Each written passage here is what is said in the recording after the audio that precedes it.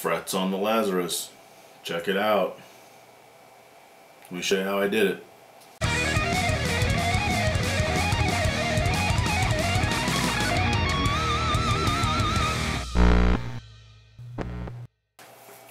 Alright, well, let's start putting frets on it, I guess. Alright, well, the fun part is we gotta clean all the fret slots out first, and that just sucks. Yay, fret cleaning. Fret slot cleaning. Not really yay, but anyways, the issues we had. Number one, you gotta have the right tool for the right job. Now, you can buy a really nice, really expensive tool, but I don't have one of those. What I do have is a pretty good stockpile of these Tamiya modeling razor saw. So I just cut the blade off of it, cut the end off of it, kind of like that. And then I just filed this part of it so it doesn't have any sharp edges, because I tend to cut myself on sharp edges.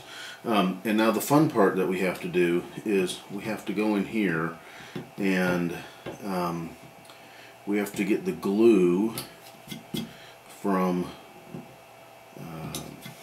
gluing this binding on. We have to get the glue out of there.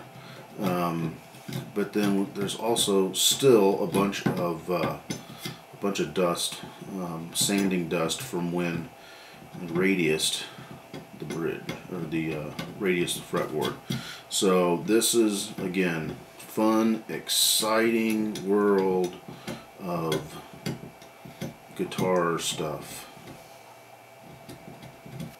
You have to be kind of careful that you don't do one of these and start scoring up either your binding. I've already got some chip outs from when we pulled the frets, so you just don't want to make it any worse. And you do this a whole bunch of times, and then you turn it around and then you do it a whole bunch more times. The big reason you're trying to do this is you want to cut the tang off of your fret from here to here, but then you want to make sure that this is straight down, so that when you go to press this in, the remainder of what you didn't get out doesn't keep your fret from being seated on the edges, because then it don't sit right.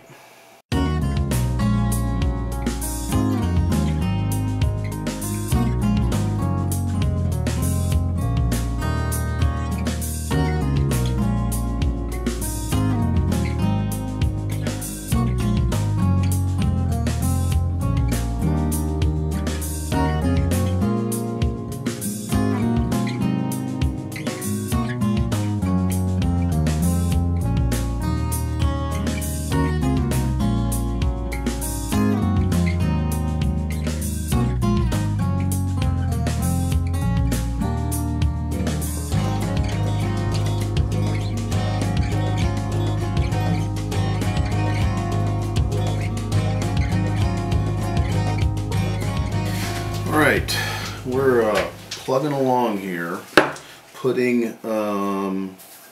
getting the frets on here, and here's what I have to show you that we're doing here. This is Evo Gold fret wire. It's harder than your regular nickel fret wire. It's not as hard as stainless, so they say you can just use regular tools with it. We're going to see about that. The nice thing about it is the gold is all the way through it. The gold is not, it's not a gold plating or something like that. So as your frets wear, the frets aren't going to turn silver. They're still going to be gold. The other thing about it is it's hypoallergenic. I know people that have nickel allergies, and that can be an issue, but it's not an issue with these. Now what we do have to do, we have to do the do-do, do-do. is we got to take this part of the tang off. You can see where I have the binding on this fingerboard, and I don't want to cut a hole through that because I want this to be one nice solid piece of rosewood on the side. So what we have to do is we have to trim this part of the tang back so that it fits in the fret slot. We have to do that on both sides. Now, there's a couple of ways that you can do that. You like that? My cat attacked me because he wanted my macaroni. So there's a couple of ways that we can do this. The first and probably the easiest way, but the most expensive way, is to buy a fret tang nipper sold by a couple of the big lutherie companies, but they're 40, 50, 60 bucks. That's not going to happen. At least not now, because this is guitar. This is fretting Nummer 1. Now, if we're building a guitar wheat, that's a different matter. But we're not doing that right now. I got a second way to do this, and this is just these are just from the hardware store, and I have ground these down so that there is a really precise edge right here, right up next to the cutting surface. And what we can do is we just take this and we trim it out. Now there's a downside to that, and that downside is it leaves a little ridge. And so in order to remove the little ridge, so I've filed this little groove here in my vise, and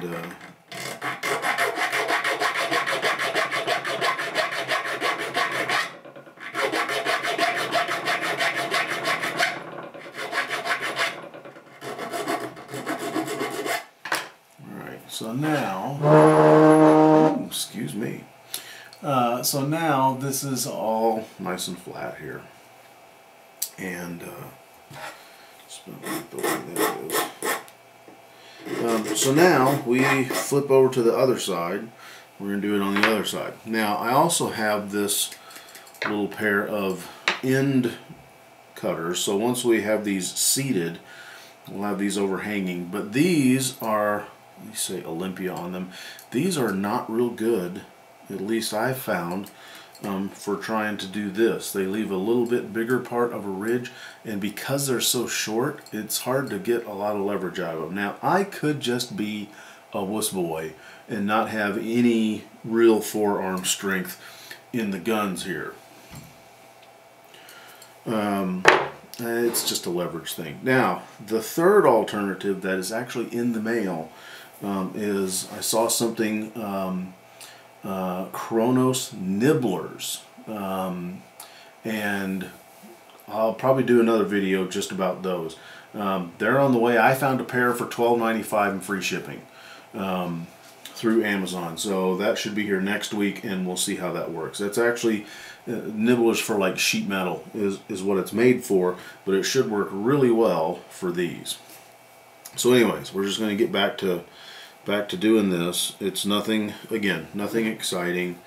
You know, if you run across the ladies and they say, "Hey, what you been doing today?" and you say, "Been nibbling fret tangs," you're probably going to get slapped. And I'm guessing you might not be the start to a wonderful relationship. So anyways, how do you know when it's going to be one of those days when your soda can sits like that? Alright, we're ready to press the frets in with my nifty handy dandy homemade fret press. But as usual, I have to adapt this holder here. I've got to get rid of this and this And then I've got to notch this out so that we can get the guitar in there, the guitar neck in there to press the frets in. So it's just another day in the Rattlecan garage. Alright, now that I have adjusted this, we can now set the neck in here. This comes down nicely like that, and then nicely like that, so on and so forthage. So, there we go. Now let's just get the frets. These are getting the super glue because this is a different fret wire that's going in, and not exactly sure how tightly they're going to fit. So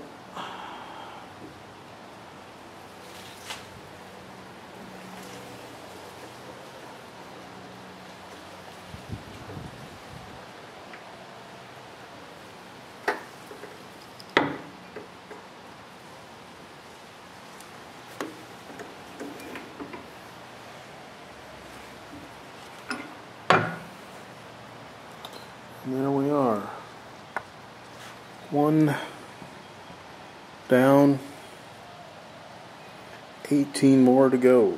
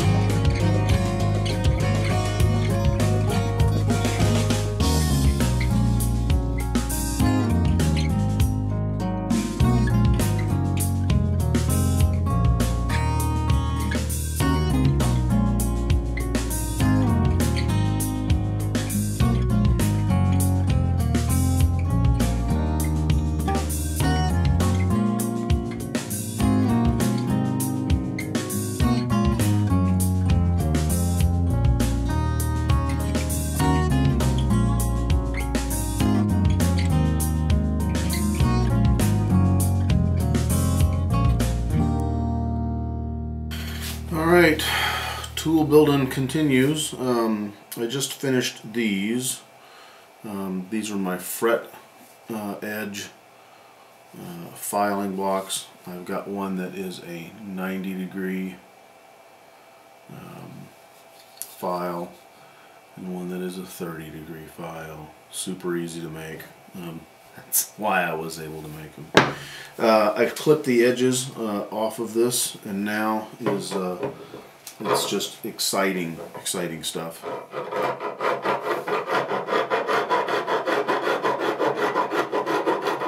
If you thought that was exciting, hold on to your butts, kids, because now we're using the 30-degree file.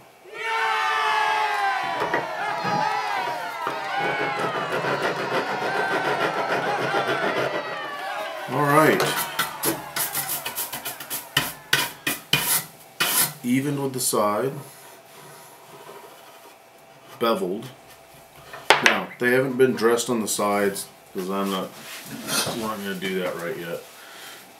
We got big hurdles to kind of overcome. But one of the things that I want to do is finally start getting some linseed oil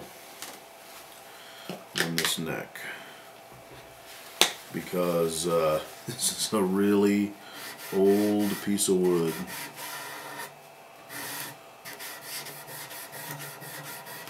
It has not had any type of conditioning for a number of years.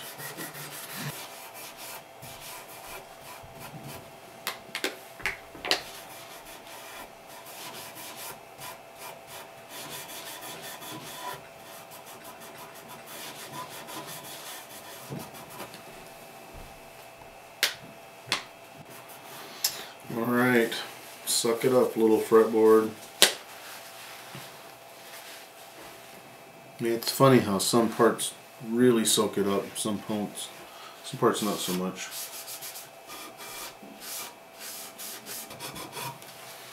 And there we go.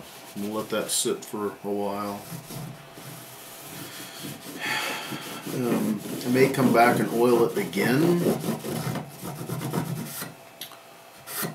as I said, because it's been neglected and horrified for a long time. Let's take a look. Not too bad.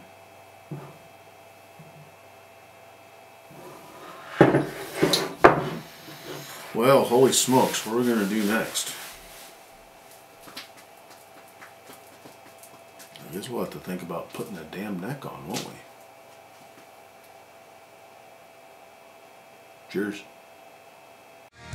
Hey folks, thanks for watching the train wreck. We appreciate you being along for the ride. Make sure you like Rattlecan Guitar Restorations over on the Facebook, the Twitter, as well as the Instagram. If you haven't done so, go ahead and like us over on the YouTubes. We're posting new videos every Wednesday, and you never know what you're going to see around here.